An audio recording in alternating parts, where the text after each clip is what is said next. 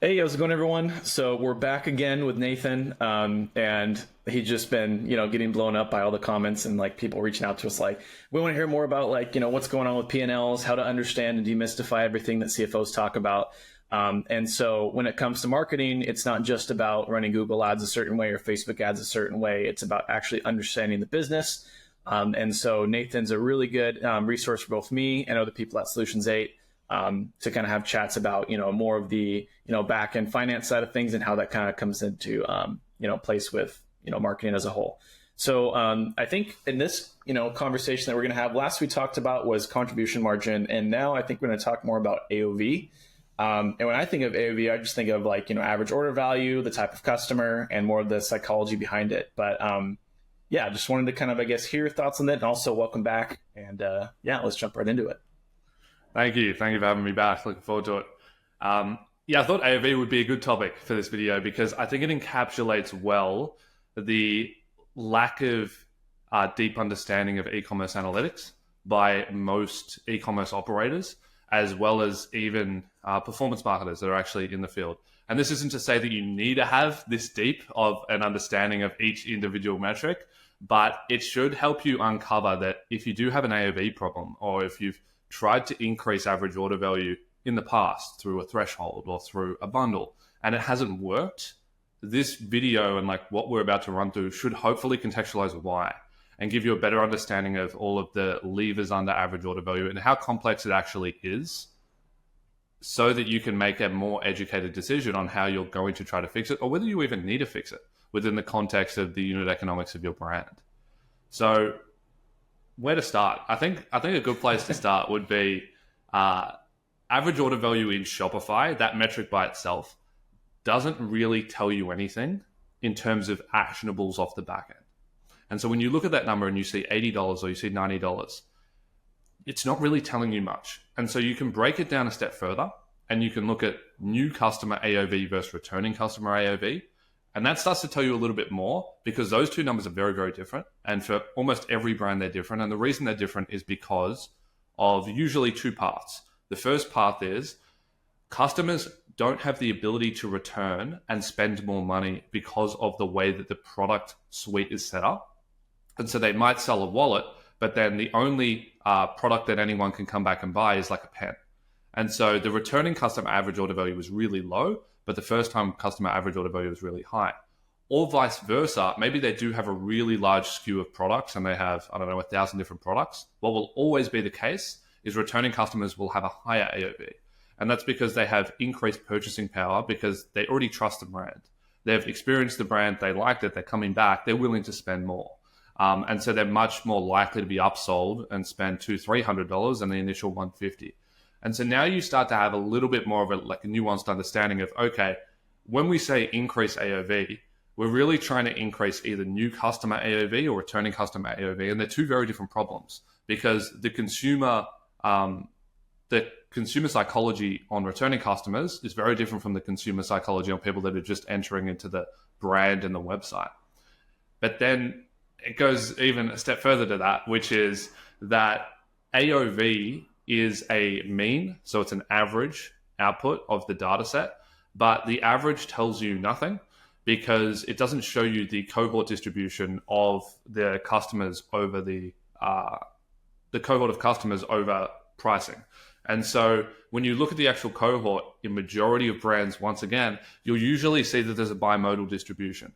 And so average order value doesn't look like up to $80 and then back down on the other side. It'll be a peak at 40 and then a peak at 100. And so now if you think that there's a peak at 40 and a peak at 100 and you're trying to move an $80 AOV, you're not going to move it correctly because you don't understand where the cohorts sit. If you want to move $80 up to 100, and we've done this for multiple times for multiple brands, it's not by setting a $100 free shipping threshold. It's by setting a $50 free shipping threshold. And you go, that doesn't make sense because you're setting it way under what it currently is, but it's because we're moving the lower cohort up. And if we can drag that bottom cohort upwards to like $60 to $70, then suddenly the average moves to 100. And so it's only through looking at cohort distributions and then breaking it down by new customer and returning customer that you can start to make really educated decisions on how you're actually pulling individual audiences and moving them around on that cohort graph. So I guess question on that, because I think this is, I guess, more so a question for agencies, because I would think email marketing is probably going to be more geared towards return, whereas paid is going to be more geared towards actual top of funnel traffic. Have you had instances or have said, hey, like we need to increase our bottom of funnel on, let's say, Facebook, and that actually translates to an increased AOV on the top line numbers for return customers? Or do you think that's something that people should leave more so for like sales and email and that side of things? Yeah, for sure. I've seen it. It depends. It's very brand specific. So generally as a marketer on paid ads, I would be KPIing yourselves around first time customer AOV. Returning customer AOV is normally going to be predictive of where you're driving traffic to through emails. And so if you're driving traffic to lower end products or to individual product pages, you'll generally see lower AOVs. It doesn't allow the consumer to increase the discoverability of other products. And so that's a really interesting insight in itself, which is that consumers that come from email are already highly likely to buy because they've already experienced the brand, they've made the click, they're very, very high intent. If you silo them into a single product, they're just going to buy the single product. But if you drop them onto a collection page where there's now 10 products, normally in regular like buying psychology, you would go, that's too many options. They're not going to be able to choose. But in this instance, they're already super high intent. And so now it's not going to go, they can't choose. It's going to go, how many are they going to choose? And so that's when you start to see an increase in like units per transaction within individual orders. And that's when you'll see the uplift in returning customer AOV. Did that answer your question? Yeah, no, it makes sense. Because I'm of the same mindset of, we're paying for all this traffic. Let's maximize the potential of the traffic, right? Like, let's try to optimize for new customers, not repeat customers, and trying to increase AOV. We have other channels for that, right? Like, obviously you can run email sales, all that kind of stuff. But I think one of the most interesting points too that I think we can maybe, I guess just be aware of is that when someone buys more of your product, depending on what business you have, so if it's a clothing brand, let's say, you can pair other products together in the remarketing side of it. So the hero product might be like, a shirt or, pants, whatever the case may be, bundle that all together. And then on the return, you have, like you said, that full collection to where they say, oh, complete the, the look by getting, this, and this. I think that makes a lot of sense from a returning standpoint versus, just purely going after the same customer again and again, because clothing is extremely competitive. And so I think it makes a lot of sense on just trying to get the entry point AOV up, because I assume if someone buys more on the first time order, they're going to buy more on the second time order if it's, a product like that. So it makes a lot of sense. And this is a really common misconception that I see a lot, which is so many people say this to me and it's just wrong, which is, okay, you shouldn't optimize for the highest average order value on first purchase because that smaller end product that's only $40, that might drive better LTV. Not true. Like, it's never true. It's so rarely the case because if you're looking at lifetime contribution margin, if you maximize first order contribution margin, that is, in most instances, that's 50% of the lifetime anyway. And so if you can make sure you're getting as much revenue or as much margin on that first order, that's significantly going to inflate the LTV of that product. And so it's very, very rarely the case that you'll go, okay, a $40 product's going to drive better LTV than an $80 product. Just maximize for average order value on first purchase because that scenario is so unlikely. And then what you were talking about there was really like the next level of average order value, which I don't think many people look at. But intuitively, a lot of people understand it, which is that to increase average order value, we need to have more items in cart. We need to have people buying more. We need them buying two, or we need them putting other products into their cart so that it increases. Fundamentally, you can calculate average order value at an individual unit level based on average unit retail, which is the average price of a product, times units per transaction, which is how many products are in the cart, plus 1 minus return rates, plus 1 minus discount rates. So that's just taking returns off, taking discounts off, and then plus shipping collected. Because within e-commerce, you also collect shipping. And so that's a part of the average order value equation and the final number that you get. And so when you start to look at those 5 levers, because anytime you have a metric and you're trying to move it, it all depends on the levers that are the subsets of that metric.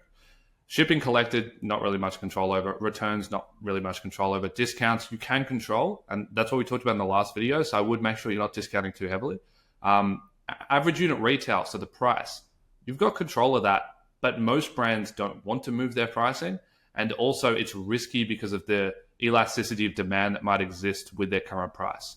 And so that is a lever. Like, understand that you can change that, but not a huge one. And so what you're ultimately left with is units per transaction. If you want to increase average order value, you need to increase units per transaction. And so if you can track units per transaction as an e-com operator as well, and then you can KPI around that, that's going to be the predictor of what your average order value ends up looking like. And then you can get really nuanced with this, which is like a whole nother video in itself. We're going down a rabbit hole, yeah. Yeah. I can just feel my brain exploding with information and new, topics to kind of talk about. But no, it makes sense. I think from a implementation standpoint, something as simple as like, with the mindset, like you just said, of like increasing the overall products that you're trying to get someone to have added to their cart, trying to increase the amount of investment they have put into the actual company. Because yeah, like for some reason people think like, oh no, they spent more money, so they're not going to spend more on the second transaction. It's like people's money with you is investing in like your company is not a finite number, right? It's variable. You don't know the situation of the person. You don't know if like, this is going to be like they're testing it out and then they want to get more. It could be a one-off buy. Like there's not really any, we don't have that information, right? So why not just maximize that first initial touch point? And then just by the basis of psychology, if someone's more invested in your brand itself, they're going to buy again if it's a good product. And that's the key, obviously, is having a good product. But you still get that, from a initial marketing standpoint, you get that profit up front, and then you can use that to increase, scale, wherever the case may be. It just makes things a lot easier. And then the return AOV is obviously a whole nother, area like you were talking about. That's more of, I guess, like you could say the icing on top or your leverage points to kind of focus on outside of just the, paid marketing side of things. So completely makes sense. But I can just see how, we can rabbit hole on this for hours and hours and hours. So maybe we'll have another though talking about AOV and like sales. I think that might be kind of cool. But yeah, anything else you wanted to add to, I guess, the topic of AOV? Now, the only one is you made a really interesting point there, and I might actually go and pull some data on it, which is that what you said was the higher price the item that a consumer buys on first purchase, the higher likelihood of repeat purchase rates being higher. And I think that's actually a really interesting concept because technically speaking, the higher priced an item is across a brand, generally speaking, the more value the product's driving, because pricing of a product is generally indicative of the value of the product. And so if people are buying a more valuable product, it generally should drive them more value. And so then they should likely repeat at higher purchase rates. And so I'm actually going to pull data on that to see if that actually holds across like 10 to 20 different brands. But that's really interesting, is drive people to the premium product, because if they experience the premium product, they're more likely to buy again because they had a better experience. Yeah, well, and it all depends on your business model too, right? If you have a consumable, then it makes a lot of sense. If you have like a one-off buy, then probably doesn't make as much sense. So I think that's another caveat to kind of add to the equation, is making sure it's the right business for that to actually be possible. But I think it makes a lot of sense. So a lot of levers to pull outside of just marketing, not just in the marketing side of things. So if you're a business owner and you're like, hey, I want to try to squeeze more, I don't think this agency is doing X, Y, Z, or, there's something that I want to change, then, because I know I have a lot of business owners that say like, I want to change something, like we need to move something, we need to like have an adjustment. It's like focus on these concepts to then change the back end of the business and then have that trickle out to, for example, the marketing side of it. I think that makes a lot of sense. But yeah, so anyways, thanks again, guys. And we'll probably have some more videos coming out here soon. But whenever you guys want to learn more about financial stuff and have your head explode, Nathan's the guy for you. Where can they find you? Blue Sense Digital on YouTube. So I'll give you the link. It'll be in the description. Blues Brothers Podcast, if you want to listen to that long format. And then my LinkedIn, which is Nathan Perdrio. You won't be able to spell that. So once again, I'll give it to you, Caden. You can put it in the description so people can just click on it. All right, perfect. Thanks again. I'll see you guys. Thanks, guys.